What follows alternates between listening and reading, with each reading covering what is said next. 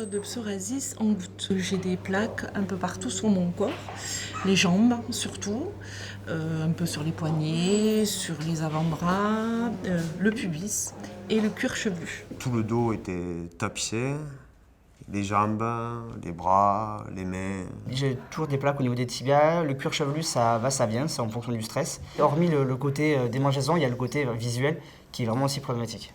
Un professeur m'avait vraiment un peu choqué en m'affichant devant tout le monde, en me disant « Mais Thomas, c'est ça, arrête de traîner, qu'est-ce que tu as dans les cheveux ?» Pour aller à la plage, c'était très compliqué, parce que le regard des autres, compliqué. Donc j'évitais de mettre short, t-shirt, même en plein été. Le psoriasis entraîne psychologiquement un malaise vis-à-vis des autres.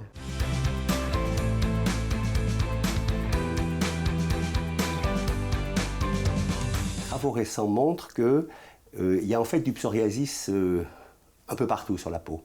Donc il y a un réel besoin de s'occuper de sa peau. Et s'occuper de sa peau, ça veut dire appliquer des produits qui vont réduire cette inflammation. Ça passe par une bonne hydratation. On emploie des produits qu'on appelle nous émollients, qui sont donc des crèmes, qui sont des hydratants, dans lesquels il va y avoir un certain nombre d'actifs qui sont faits pour limiter cette inflammation du psoriasis.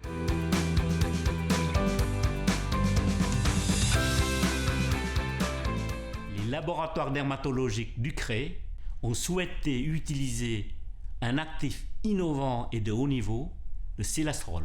Le fait que le sélastrol est une petite molécule, il pénètre facilement dans la couche de l'épiderme et agit directement sur les kératinocytes. Les kératinocytes sont des cellules qui constituent majoritairement la couche superficielle de la peau.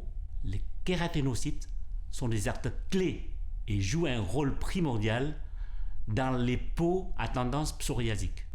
Le sélastrol a été initialement isolé à partir des racines d'une plante sauvage, le Tripterigium wilford. L'équipe des laboratoires de biotechnologie Pierre Fabre a travaillé depuis plus de 10 ans pour mettre au point un procédé innovant, la culture de cellules végétales.